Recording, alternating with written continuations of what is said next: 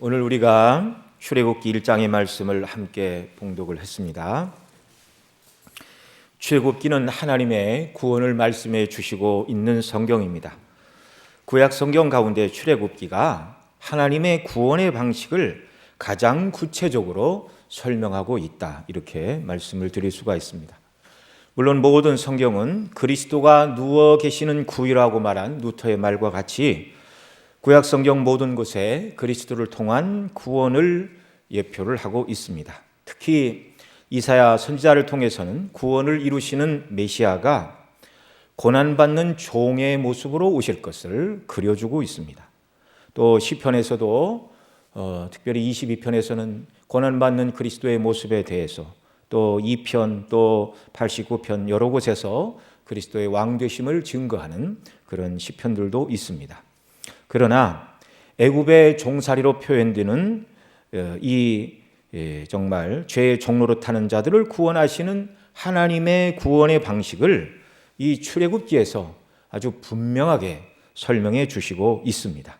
그 방식은 이스라엘은 아무것도 한 것이 없는데 하나님의 은혜와 능력으로 베푸시는 구원, 예수 그리스도의 십자가를 상징하는 어린 양의 피를 바르고 죄와 저주의 상징인 애굽으로부터 천국의 여표인 가나안 땅을 향하여 가는 여정을 말씀해 주고 있기 때문에 그렇습니다. 오늘 읽은 출애굽기 1장에서는 애굽 땅에서 이스라엘 백성들이 번성하였고, 또 그 번성한 모습을 인하여 애굽 왕 바로가 이스라엘 백성들을 학대하는 내용을 두 가지를 보여주고 있습니다. 요셉이 애굽의 총리가 되었을 때 야곱, 하나님께서 새로 이름 지어주신 이스라엘, 야곱이 곧 이스라엘이죠. 그의 자녀손 70명이 애굽에 내려갈 때 큰 환대를 받았습니다. 그 내용이 창세기 46장 이하에 기록되고 있습니다. 야곱과 그의 후손 합하여 70명이 내려갔는데요. 오늘 본문 5절에도 보면 70인이라고 분명히 말씀을 하고 있죠. 창세기 46장 26절 이하에 보면 그 정확한 숫자를 말합니다. 야곱 외에 자녀손이 66명, 그리고 이미 애굽에 거하는 요셉과 두 아들 므낫세와 에브라임, 그리고 야곱, 이렇게 해서 66 플러스 3 플러스 1 이렇게 해서 70명이라는 숫자가 애굽에 내려갔다, 이렇게 설명을 하고 있습니다. 그런데 그 70명이 400년이 지난 다음에 60만의 민족과 나라가 되는 번영과 은혜를 하나님께서 애굽 땅 세겜에서 이스라엘 백성들에게 허락해 주신 것입니다. 자, 이제 시간이 흐른 후에 이렇게 백성이 늘어나자 환대를 받고 내려간 이스라엘 70명 야곱의 후손들이 이제 민족을 이루게 되자 미움을 받고 학대를 받는 고통스러운 시간을 보내야만 했습니다.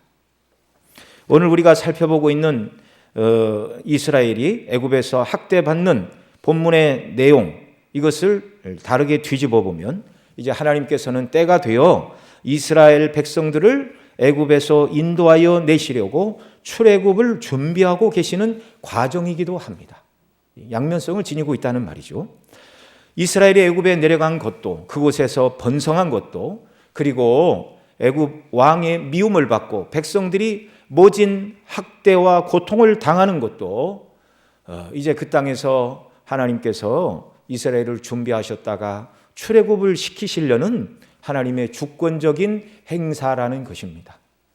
오늘날 우리 눈에 보이는 세상의 모든 일들, 때로는 이해할 수 없는 일들이 많이 일어나지만 결국 세상의 모든 일들은 하나님의 주권 속에서 일어나는 일이고 하나님의 허용하심 속에 일어나는 일이고, 결국 그 모든 일들은 하나님께서 뜻하신 그 영광스러운 나라를 이루시는 방편이 되는 줄 믿으시기 바랍니다.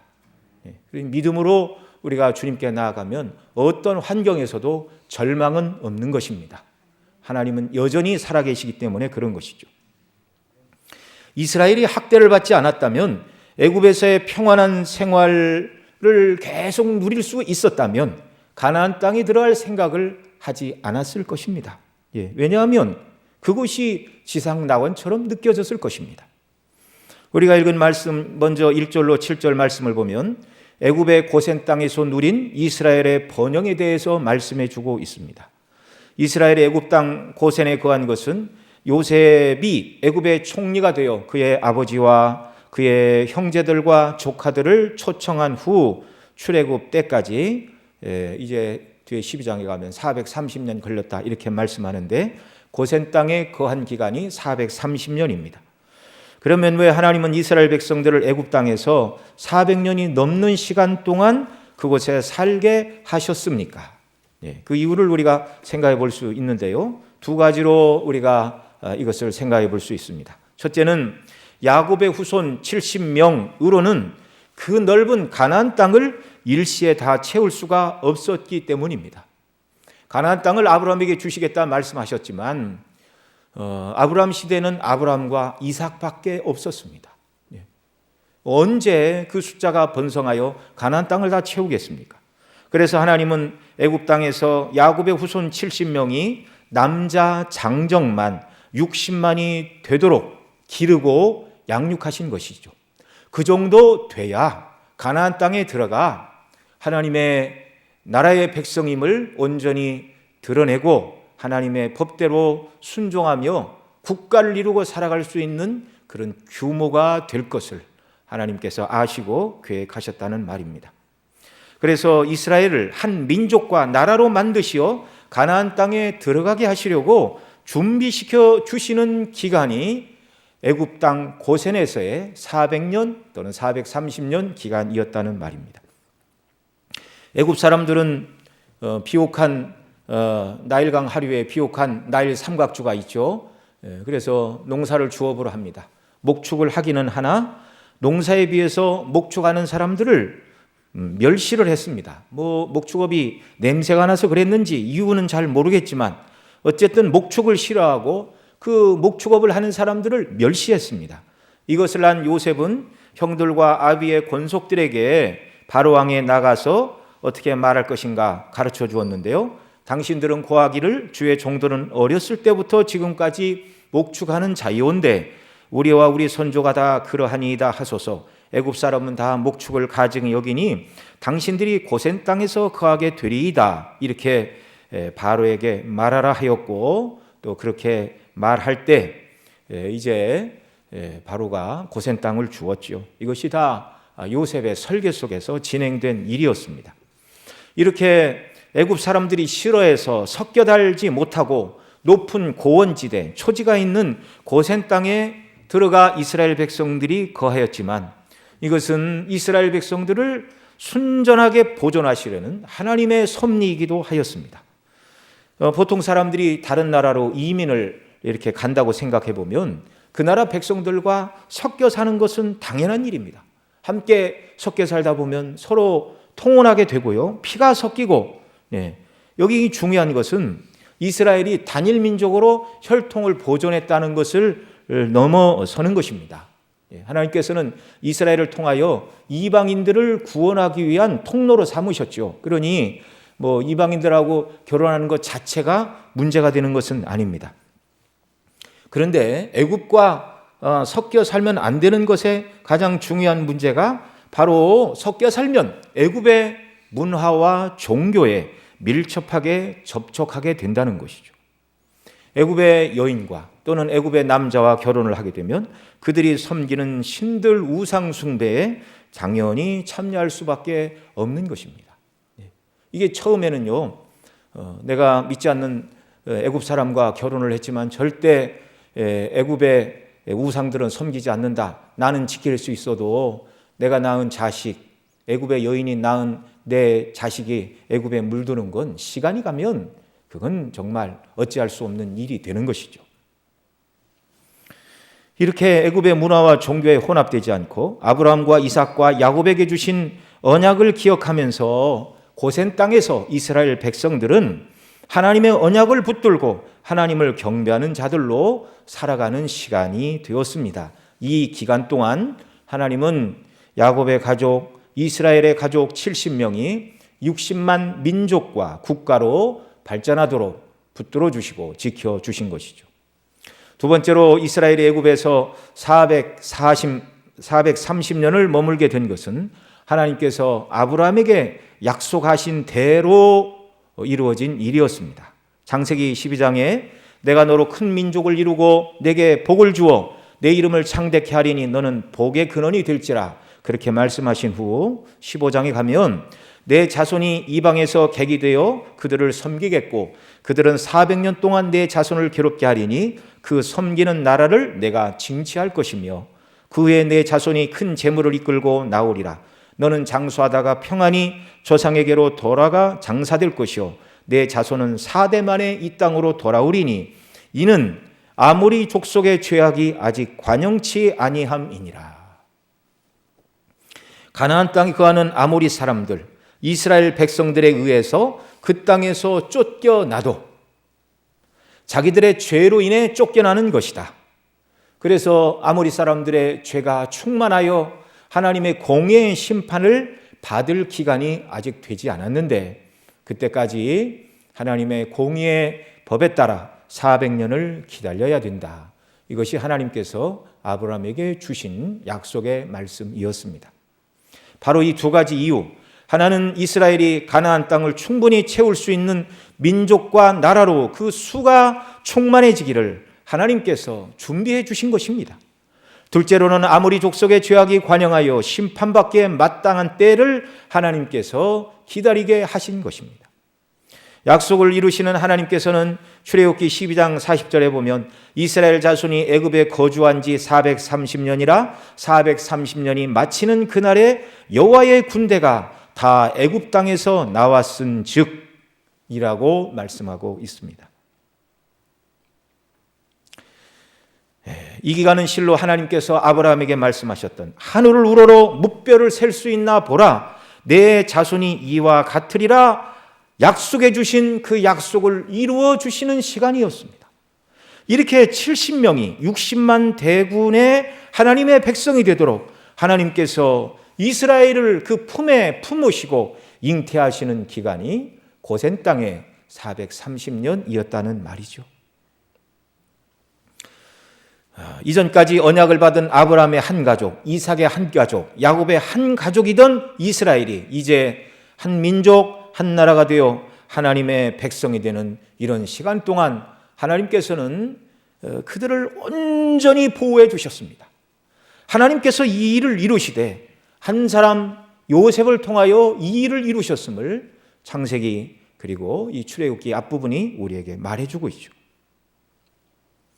여러분, 하나님께서는 이 일을 이루시되 사람을 통하여 일을 이루심을 믿으시기 바랍니다. 저와 여러분 심령 속에서도 하나님께서 기뻐하시는 일에 소원을 갖게 하시고 그 일을 위하여 기도하게 하시고 그 일을 위하여 힘써 일함으로 말미암아 하나님 나라가 부흥하고 건설하고 확장되는 일에 이익을 감당하는 귀한 역사가 우리 모두에게 넘쳐나기를 바랍니다. 정말 시간이 지나면 하나님이 우리를 다 부르실 터인데요. 그리스도 안에서 믿음으로 행하는 일 위에는 아무것도 남지 않는다는 것을 기억하시기 바랍니다. 요셉이 형들에게 노예로 팔려 애굽에 내려갔지만 하나님은 요셉을 애굽의 총리로 삼으시려고 형들에게 미움을 받고 미디안 상고들에게 팔리게 하신 것이죠. 그 요셉 때문에 야곱의 혈족 모두가 애굽 땅 고센에서 애굽 사람들과 피가 섞이지 않고 여호와 하나님을 경외하는 믿음을 지키며 한 민족 한 나라로 번성할 수가 있었습니다. 우리는 한 사람 요셉의 성공과 번영도 결국 하나님의 나라를 준비하기 위한 과정 속에서 하나님께서 허락해 주신 은혜임을 알게 됩니다. 사랑하시는 성도 여러분, 하나님께서 여러분을 높은 곳에 오르게 하셨습니까? 기뻐하며 찬양하시기 바랍니다. 그러면 하나님께서 우리에게 이런 은혜를 주신 것이 무엇인가? 이유를 가지고 고민하는 역사가 있기를 바랍니다. 이 땅에서 하나님께서 주신 것, 주신 물질, 명예, 권세 가지고 잘 먹고 잘 누리고 사람들에게 존경을 받고 권위를 가지고 편하게 살라고 주신 것이 아님을 기억해야 합니다. 하나님께서 우리에게 허락하신 모든 것은 하나님의 나라와 그 이름의 영광과 뜻을 위해 바르게 사용하라고 주신 것임을 믿으시기 바랍니다. 이것이 개혁주의 신앙이고 이것이 성경적인 믿음입니다. 요셉을 총리로 만들어 주신 것은 요셉 개인의 영광만이 그 목적이 아니었습니다. 아브라함에게 약속하신 언약을 이루기 위한 과정이었다는 말이죠. 물론 수많은 시련과 고생 가운데서 믿음을 지킨 요셉에게 선으로 갚아주시는 측면도 있는 것이 사실입니다. 그러나 개인의 복락은 하나님의 뜻이 이루어지는 과정에서 부수적으로 주어지는 은혜일 뿐입니다. 하나님께서 야곱을 애굽에 내려가게 하시는 창세기 46장에 보면 이렇게 말씀하시죠. 야곱아 야곱아 나는 하나님이라 내 아비의 하나님이니 애굽으로 내려가기를 두려워 말라. 내가 거기서 너로 큰 민족을 이루게 하리라. 내가 너와 함께 애굽으로 내려가겠고 정녕 너를 인도하여 다시 올라올 것이며 요셉이 그 손으로 내 눈을 감기리라. 그러니까 이 야곱에게 내 아들 요셉이 총리로 되어 있는 애굽에 내려가라 그렇게 말씀하시는 이유가 하나님께서는 처음부터 말씀하셨죠. 큰 민족을 이루게 하겠고 내가 너와 함께 애굽에 내려가, 그 말은 그들을 지키고 그들을 번성하게 하시겠다 말씀하십니다. 그리고 너를 인도하여 다시 올라올 것이며 이스라엘 야곱의 모든 후손들을 다시 인도하여 가나안 땅에 올라오게 할 것이고 내 아들 요셉이 그 손으로 내 눈을 감기고 너는 물론 그 땅에서 죽을 것이다. 그렇게 말씀하고 있는 것이죠. 요셉은 자신이 애굽의 총리가 되었으니 자신을 노예로 팔아버린 형들을 원하기만 하면 얼마든지 쉽게 원수 갚을 수 있었습니다. 요셉의 형들은 아버지 야곱이 죽자 요셉을 찾아와 말하죠. 당신의 아버지가 돌아가시기 전 명하여 이르시기를 너희는 이같이 요셉에게 이르라 하셨습니다. 형들이 내게 악을 행하였을지라도 바라간대 너는 그 허물과 죄를 용서하라 하셨습니다. 당신의 아버지 하나님의 종들의 죄를 용서하여 주옵소서. 형들이 그렇게 말하고 다시금 용서를 빌었습니다. 요셉이 대답하지요. 두려워 마소서. 내가 하나님을 대신하리이까. 당신들은 나를 헤아려 하였으나 하나님은 그것을 선으로 바꾸사 오늘과 같이 만민의 생명을 구원하게 하려 하셨으니 당신들은 두려워 마소서. 내가 당신들과 당신들의 자녀들을 기르리이다. 간곡한 말로 형들을 위로했습니다. 요셉은 젊은 날 모진 고생을 하고 감옥에 갇히고 핍박을 받고 죽을 고비를 여러 번 넘겼지만 애굽의 총리가 된 이후에 모든 자신의 지난 날을 돌이켜보니 하나님께서 이스라엘 백성의 보호자와 그들을 정말 애굽 땅에서 안전하게 거할 수 있는 정착자로 자기를 먼저 부르셨다는 것을 깨닫고 내가 하나님을 대신하리까. 나는 하나님의 계획과 섭리 가운데 다만 순종할 뿐입니다 라고 하나님의 나라의 관점에서 자신에게 일어난 모든 일들을 바라보고 이해한 것입니다. 요셉도 창세기 46장에서 하나님께서 야곱에게 하신 말씀, 애굽에 내려가는 것을 두려워 말라. 그곳에서 큰 민족을 이루게 하겠고 내가 너와 함께 애굽에 내려가겠고 정녕 너를 인도하여 내 후손들을 인도하여 다시 올라올 것이며 라고 하신 말씀. 지금 자기를 통하여 이 백성들이 애굽 땅에서 정착을 해야 되지만 때가 되면 하나님께서 우리 모든 민족과 백성들을 가나안 땅으로 돌려보내실 것이라는 것을 요셉도 알고 있었다는 말입니다. 요셉 개인의 성공이나 요셉을 통하여 고센 땅에 정착한 야곱의 후손 70명이 430년 후에 60만 대군이 되게 하신 것은 내가 너와 함께 애굽으로 내려가겠고라고 말씀하신 하나님께서 이스라엘과 함께 하신 결과입니다.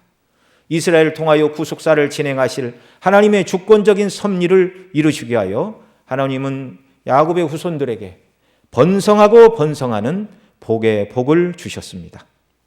예수님 밖에 있는 사람들은 논할 필요도 없지만 예수님 안에 있는 자들이라면, 저와 여러분이 예수님 안에 있는 자들이라면 우리 개인과 우리 가정과 우리 교회에 주신 은혜가 무엇인지 생각하고 어떻게 하면 하나님이 기뻐하시고 원하시는 일들을 위해 우리 자신을 드릴까 고민하는 역사가 우리에게 있기를 바랍니다. 거듭 말씀드리지만 개인에게 주신 번영과 성공과 영광은 우리 개인의 영광과 즐거움과 명예를 위하여 쓰라고 주신 것이 아니라 하나님께서 우리를 쓰시기 위하여 그 모든 것들을 허락해 주신 것입니다. 하나님께서 내게 주신 세상의 복락들을 가지고 무엇하기를 원하는가를 생각하는 사람이 하나님께 받은 은혜를 복되고 값어치 있게 그리고 아름답게 만들어 사용하는 사람인 줄 여러분 믿으시기 바랍니다. 여러분 귀한 것은 귀하게 써야 됩니다. 여러분 금으로는 보통 반지와 목걸이, 귀금속을 만들죠. 금이 많다고 해서 그 금으로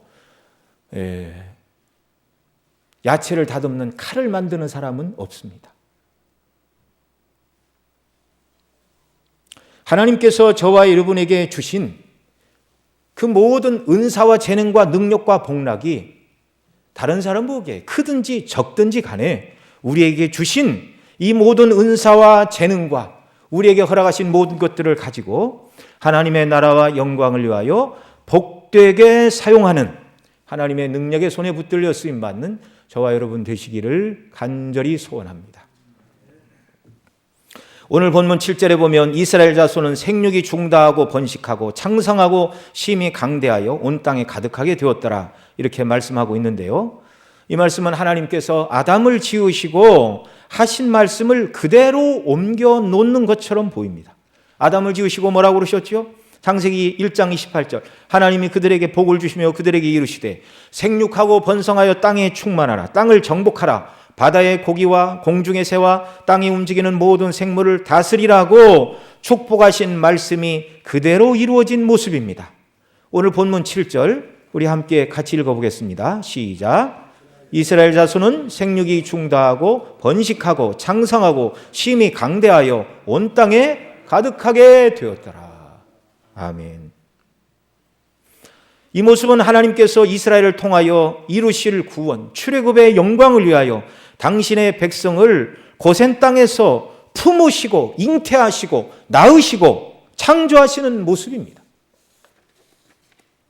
하나님은 아브라함에게 그 믿음의 아들 이삭이 태어나기도 전에 이삭의 후손들이 나라를 이룰 만큼 번성하게 되고 400년 후에는 이방 땅에서 종살이를 끝내고 나올 것이다. 그 약속을 이루시기 위하여 지금 고센 땅에서 그 백성 이스라엘을 번성하고 번성하고 번성케 되는 축복을 허락해 주셨다는 말씀입니다.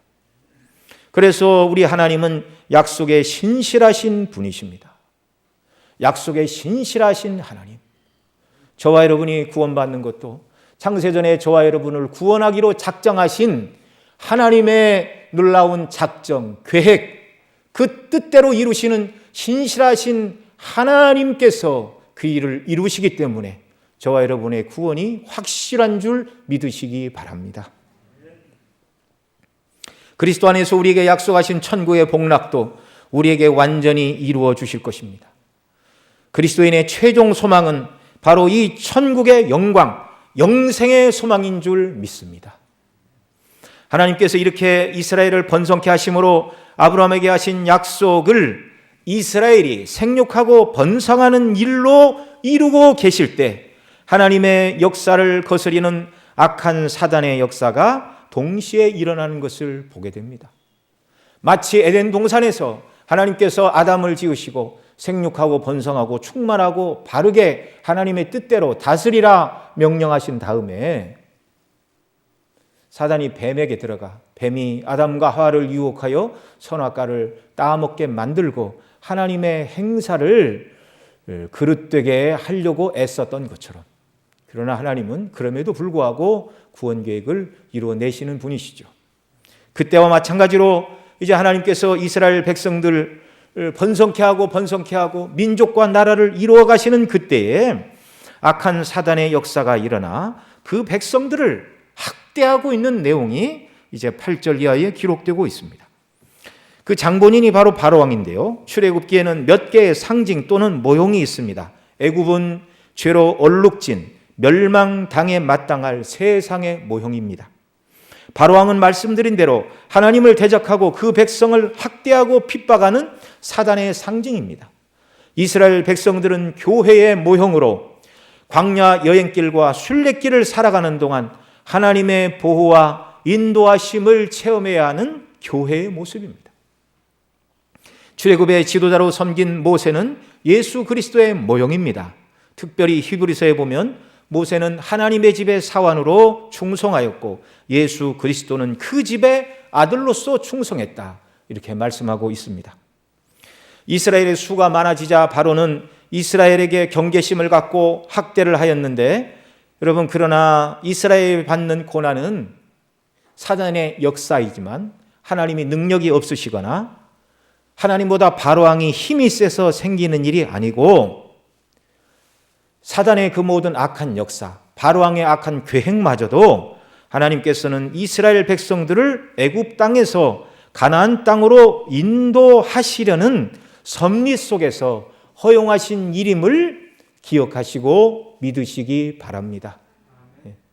이 말은 때때로 저와 여러분의 신앙의 여정 속에 여러 가지 어려움과 고난이 밀려오고 사단의 방해가 있지만 하나님께서는 그 모든 것들을 합력하여 온전히 우리가 하나님의 사람으로 견고히 서고 더 주님을 바라보고 천국의 소망 가운데 살아가는 사람으로 만드시는 과정과 방편으로 사용하신다는 사실을 믿으시기 바랍니다. 잠언 16장 4절에 여호와께서 온갖 것을 그 쓰임에 적당하게 지으셨으니 악인도 악한 날에 적당하게 하셨느니라 말씀하였는데, 정말 바로는 자신이 하나님의 행사를 가로막는 악행을 감당하고 있는 줄 당시에는 정말 몰랐을 것입니다. 일국의 통치자로서 노예로 부리는 그들을 잘 관리하여 자기들의 나라를 부강하게 할까, 이 생각만 했던 것이죠. 그러나 바로가 강하게 대적하면 대적할수록 결국 하나님의 영광과 권세만 더 크게 드러날 뿐이었습니다. 8절 이하의 이스라엘의 번영 다음에 고통의 모습이 어떻게 그려지고 있습니까? 우리 8절 말씀 다 함께 같이 읽겠습니다. 시작.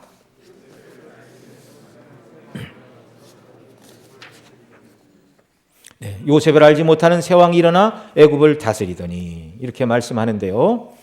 여기 요셉을 알지 못하는 새 왕이라는 말은 요셉이 애굽의 총리가 되어 7년 대기근을 극복한 사실을 알지 못하고 그것에 관심이 없는 이전 정권을 부인하는 새로운 정권, 새로운 왕조가 들어섰다는 말입니다. 이 새 왕조는 요셉이 애굽에 베푼 은혜를 전혀 알지 못하는 자들이었습니다. 그들의 눈에는 수많은 이스라엘 백성들이 그저 두려움의 대상이었습니다. 그 두려움의 마음을 9절에서 이렇게 표현하죠. 그가 신민에게 이르되 이 백성 이스라엘 자손이 우리보다 많고 강하도다. 지금까지 이스라엘은 애굽 땅 고센에서 평화롭게 살았습니다. 요셉에게 호의적인 왕조는 이스라엘 백성들에게 어떤 어려움도 주지 않았고, 또 애굽이 강대국이었기에 고센 땅을 이스라엘 백성들을 향하여 쳐들어오는 민족도 나라도 있을 수가 없었습니다.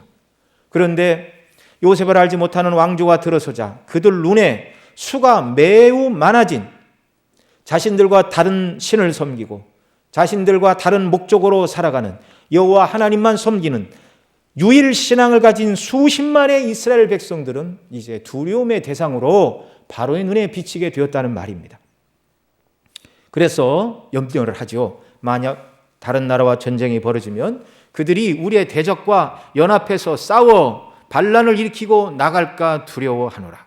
그래서 지혜롭게 하자라고 이제 바로가 아이디어를 냈습니다. 그 아이디어가 10절입니다. 같이 읽습니다. 자, 우리가 그들에 대하여 지혜롭게 하자. 두렵건대 그들이 더 많게 되면 전쟁이 일어날 때 우리 대적과 합하여 우리와 싸우고 이 땅에서 나갈까 하노라.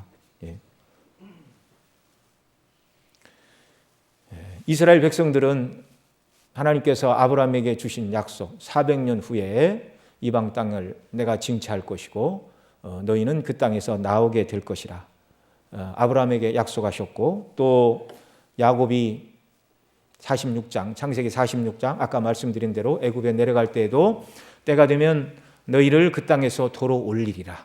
이스라엘 백성들은 이 소망을 누구나 다 가지고 있었습니다. 이스라엘이 가지고 있는 이 소망을 애굽의 통치자들은 알았을까요? 몰랐을까요? 알았죠. 그때나 이 시대나 통치하는 사람들은 이스라엘 백성들이 무슨 생각을 하고 무엇을 목적으로 살아가는지 정보를 수집하지 않을 수가 없습니다. 대제국 애굽의 바로왕이 그걸 몰랐을 리 없죠. 그러니 대적이 쳐들어오면 그들 편에 서서 전쟁을 하고 그들이 나갈까 두려워함이라. 애굽 왕도 이스라엘 백성들이 언젠가는 그 땅을 떠날 준비를 하고 있는 사람이라는 것을 알고 있었다는 말입니다. 그래서 이 애굽 왕과 그 관리들은 이스라엘 백성들의 수를 조절하여 강성한 민족이 되지 못하게 하고 자기들이 통제할 만한 숫자로 만들려고 작전을 세웠습니다. 그것이 무엇이죠? 이스라엘을 괴롭게 하는 일이죠. 그것이 11절입니다. 같이 읽겠습니다. 시작. 감독들을 그 위에 세우고 그들에게 무거운 짐을 지워 괴롭게 하여 그들로 바로를 위하여 국고성 비돔과 라암셋을 건축하게 하니라. 아멘. 그 13절 또 보면은요, 이스라엘 자손의 역사를 엄하게 하여 고역으로 그들의 생활을 괴롭게 하니 곧 흙 이기기와 벽돌 굽기와 농사의 여러 가지 일이라. 그 시키는 역사가 어떻다고요? 다 엄하였더라. 정말 목축업만 하고 있던 그들에게 흙 이기기, 벽돌 굽기, 그리고 떨어진 지역, 비돔과 람셋, 한 곳도 아니고 이렇게 떨어뜨려 이스라엘 백성들을 분리시켜가지고 하나의 공동체가 유지되지 못하게 분리시켜서 고역을 행하고 살게 괴롭게 만들었다는 것입니다. 아우 너무 괴롭다. 이렇게 하면 이 백성들이 괴로워서 정말 숫자가 줄어들 줄 알았습니다. 그러나 바로도 하나님의 계획을 막을 수가 없었습니다. 바로왕이 생각할 때 이 정도 심각한 노동과 고역을 시키고 학대를 받으면 이스라엘 백성들의 수가 줄어들 줄 알았는데요. 그런데 12절 보면 뭐라고 말씀합니까? 같이 읽습니다. 그러나 학대를 받을수록 더욱 번식하고 창성하니 애굽 사람이 이스라엘 자손을 인하여 근심하니라. 하나님은 이스라엘이 고난을 받을수록 더욱 번성하게 하셨습니다. 반대에 직면할수록 창성하게 하셨습니다. 하나님의 백성들을 망하게 하고 대적하는 세상은 오히려 근심이 늘어날 뿐이죠.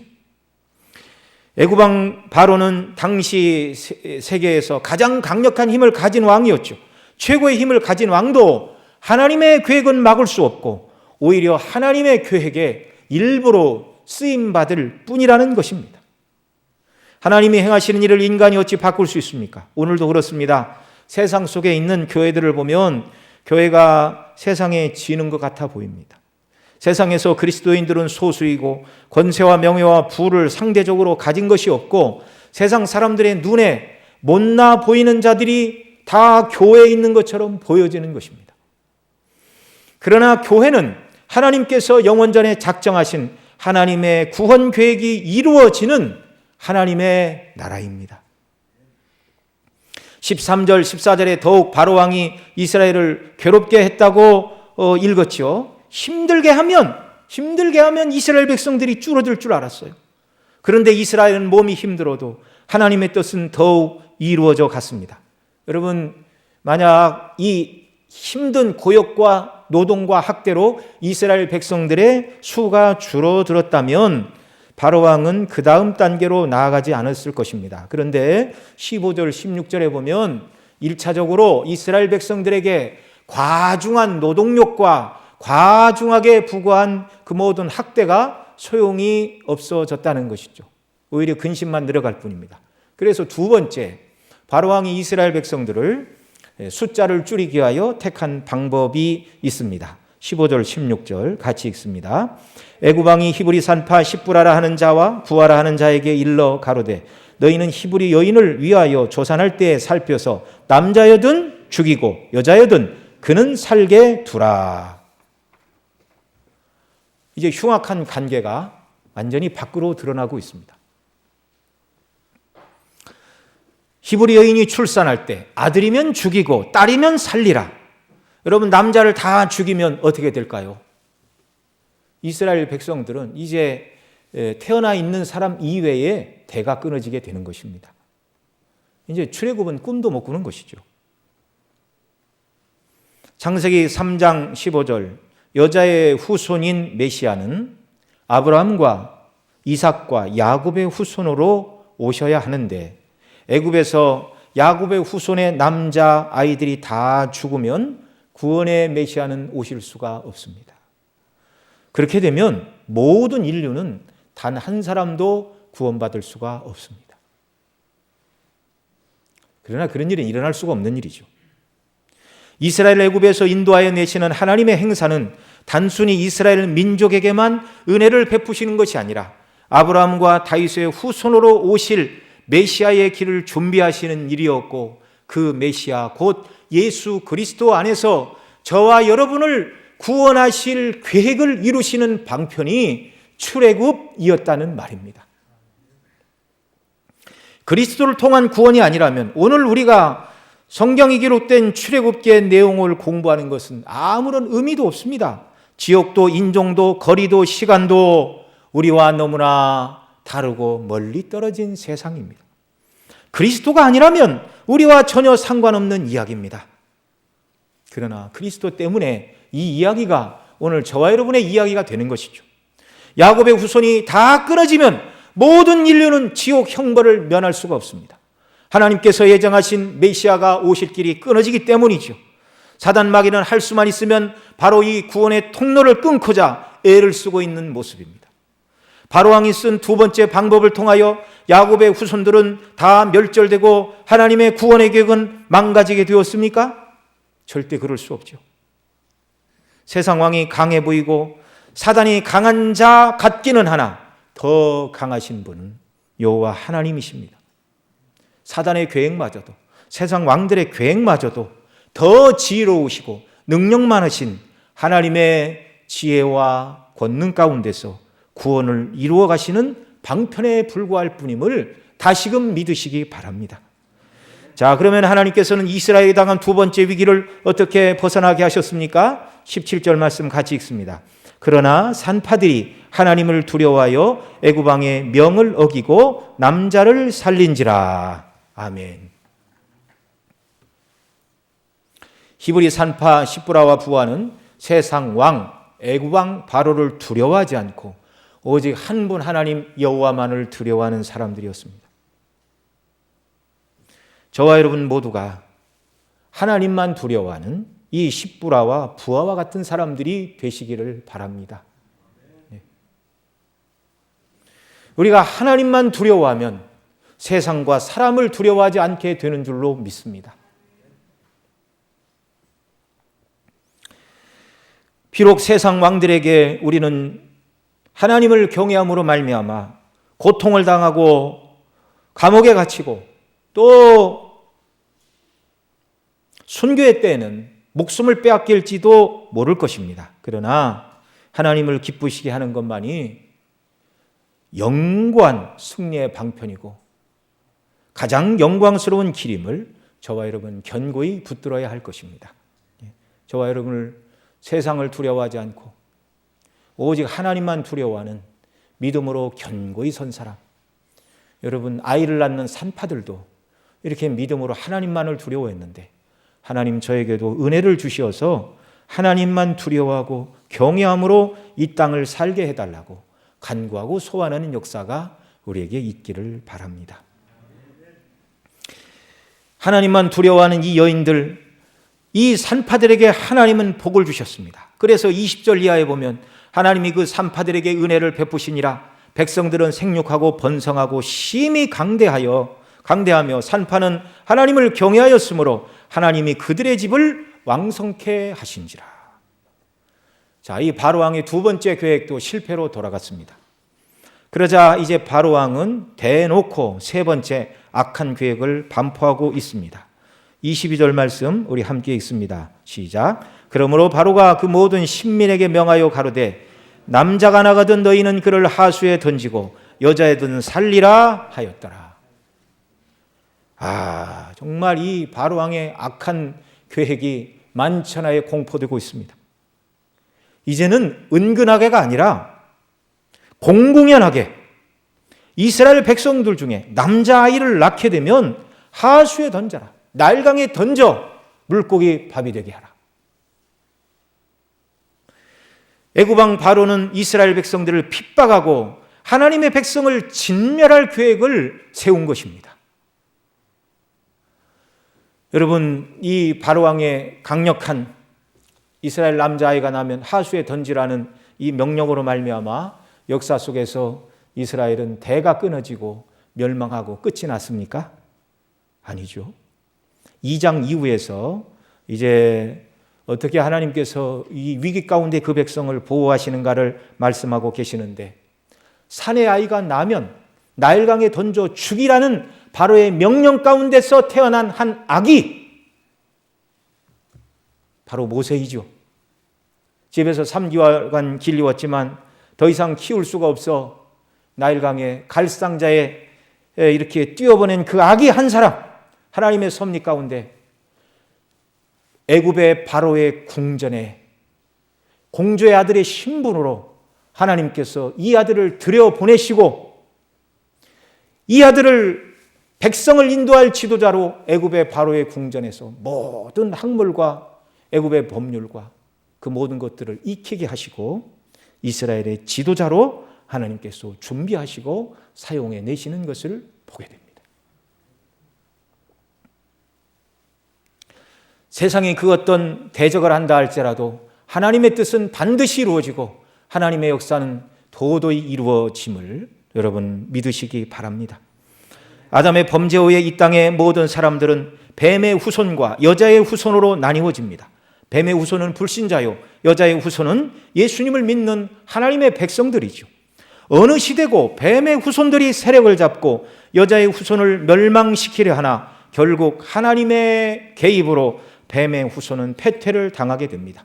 그것이 오늘 우리가 살펴보고 있는 출애굽의 역사요, 사울이 다윗을 이길 수 없는 이유였으며 바벨론 포로 시절 하만이 모르드게와 이스라엘 민족을 말살할 수 없었던 이유이기도 합니다. 하나님께서 지키십니다. 이런 상태에서 이스라엘이 나라와 민족으로 태어납니다. 출애굽기 4장 22절 이하에 하나님은 모세에게 바로에게 가서 이를 말씀을 주셨는데, 이스라엘은 내 아들 내 장자라. 내가 여호와께서 내게 바로 내게 이르노니 내 아들을 놓아서 나를 섬기게 하라 하여도 내가 놓기를 거절하리니 내가 여호와께서 내 아들 바로의 아들 내 장자를 죽이리라 하셨다 하라. 하나님의 아들이 엄청난 괴로움 속에서 자라나고 있는 모습입니다. 하나님의 아들은 아픔 속에서 태어나는 것입니다. 애굽의 바로가 이스라엘 백성들에게 국고성 비돔과 나암셋을 건축하라고 중노동을 시켜 흙을 이기고 벽돌을 만들고 온갖 고생을 다 시켰습니다. 그것이 실패하자 아이를 낳을 때 사내면 죽이고 여자이면 살리라고 하였는데 그마저 실패하자 낳은 아이가 남자면 하수에 던지라는 정말 사람이라면 내릴 수 없는 명령을 내렸지만 하나님은 그것을 바꾸어 출애굽의 동기로 사용해 주셨습니다. 아마 이런 일이 없었다면 이스라엘 백성들은 계속 애굽에 머물 생각을 했을지 모릅니다. 교회사 속에서도 교회는 핍박 속에 성장을 하였습니다. 사도행전 8장이 말하는 것처럼 초대 예루살렘 교회는 핍박자 사울, 하나님께서 그를 사도로 바꾸었죠. 그래서 사울이 바울이 되어 이방인의 사도가 되었는데, 이 핍박자 사울로 대표되는 반대 세력에 의해서 핍박을 받고 교회가 흩어졌습니다. 당장의 눈으로 볼 때 예루살렘의 사도들 이외에는 남은 자가 없었어요. 지상의 교회가 잔멸된 것처럼 보였습니다. 그러나 예루살렘 교회를 구성하던 그 성도들이 온 유대와 사마리아와 땅끝까지 흩어져 복음을 증거하였습니다. 누구는 유대인에게, 누구는 사마리아 사람에게, 누구는 이방인들에게 증거하여 이제 이방인 지역 안디옥에서도 주님의 몸된 교회가 생겨나게 되는 그런 놀라운 역사가 일어나게 된 것이죠. 뿐만 아니라 초대교회 로마 황제들이 통치한 300년 동안 기독교는 10번이나 큰 박해를 받았습니다.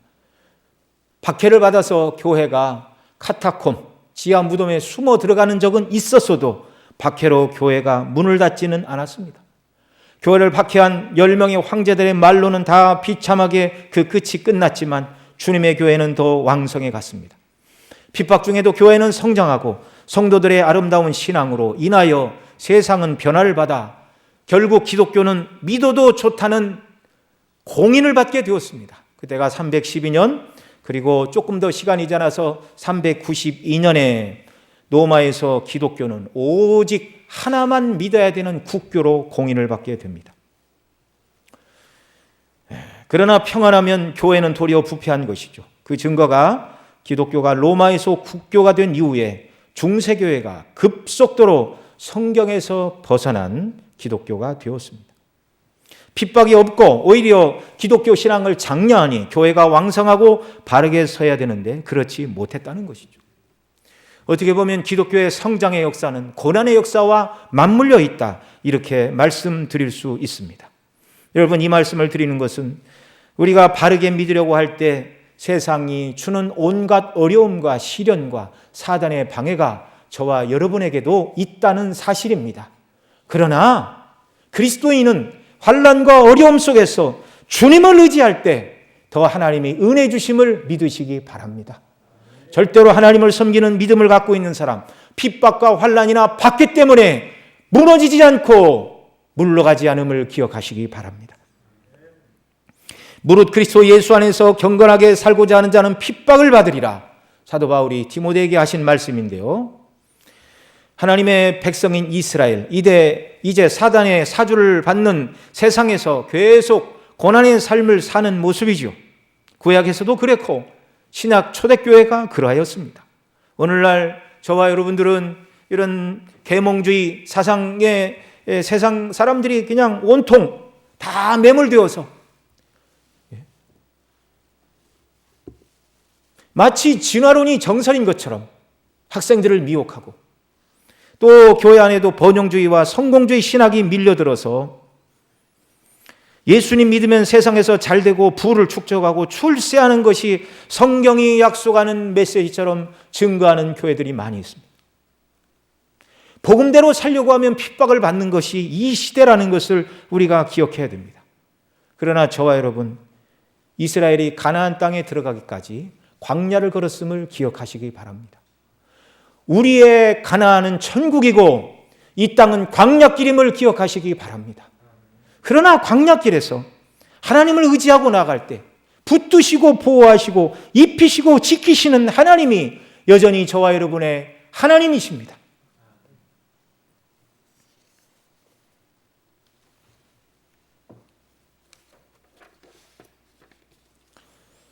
하나님께서 이스라엘에게 애굽은 영원히 거할 곳이 아니라 떠나야 할 곳이라는 것을 알게 하시려고 애굽 왕을 통하여 고난을 주심같이 오늘 우리에게도 세상에서 어려움과 역공과 또 고통을 받게 하심으로 이 세상이 우리의 참 소망이 땅이 아니라는 것을 알게 하십니다.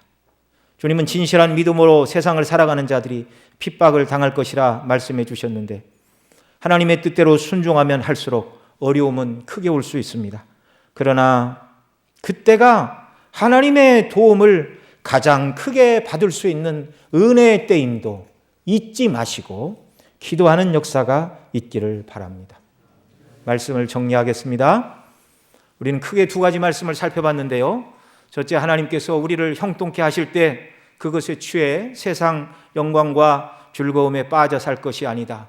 요셉은 하나님께서 자기를 애굽의 총리로 세우신 것이 개인의 명예에 있는 것이 아니라 이스라엘 백성들의 보호자와 정착자로 자기를 불렀다는 것을 기억하고 온전히 하나님의 뜻대로 순종했다는 것을 알게 되고, 그 요셉을 붙들고 하나님께서 70인을 60만 되게 했다는 것을 우리가 살펴봤는데, 저와 여러분에게 주신 은혜를 바르게 사용하여 하나님의 나라를 위하여 쓰임받고 헌신하는 역사가 우리에게 있기를 바랍니다.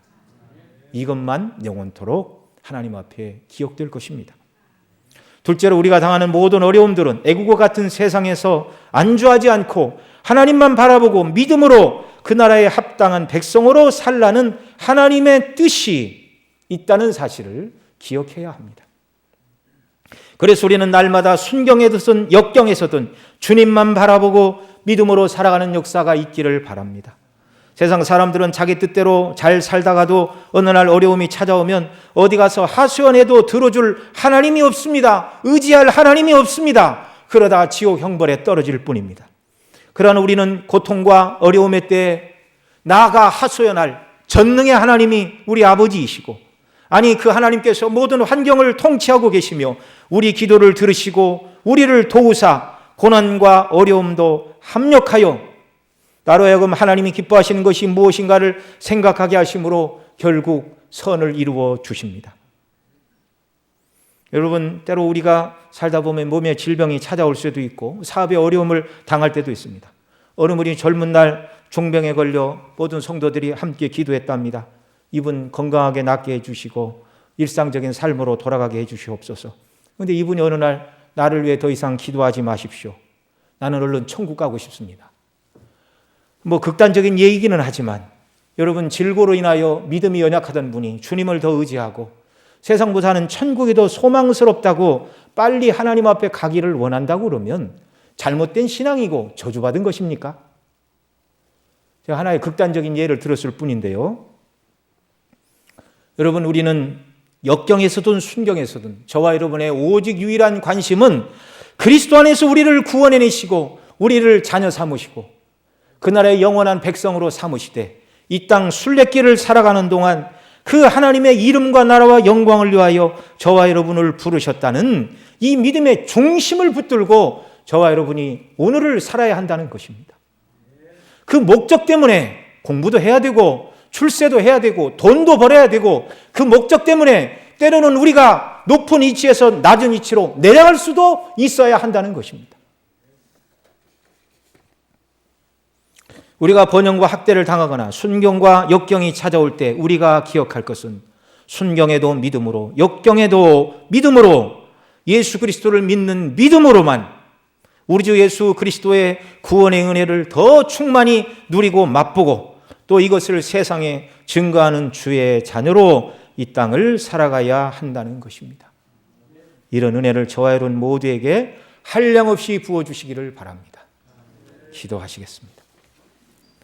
사랑하시는 아버지 하나님, 오늘도 귀한 주일 자녀들이 함께 모여 예배하며 영광 돌리도록 은혜 주심을 감사합니다. 이스라엘 백성들이 애굽 땅에 거하는 초기 시간은 번영의 시간이었고 또 출애굽을 앞둔 시간은 매우 고통스러운 시간이었습니다.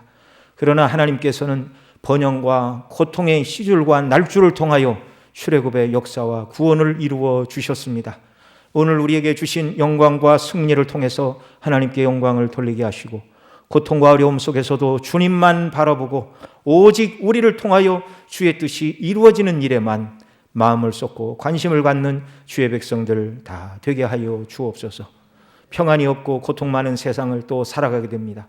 한 주간 평강의 평강으로 지키시고 주의 능력으로 저희들을 보존하사 주의 이름을 높이는 자녀로 세상에 빛을 발하며 선을 행하며 주의 영광을 높이는 자녀들로 한 주간 살게 하여 주옵소서. 우리 구주 예수님의 이름으로 기도드리옵나이다. 아멘.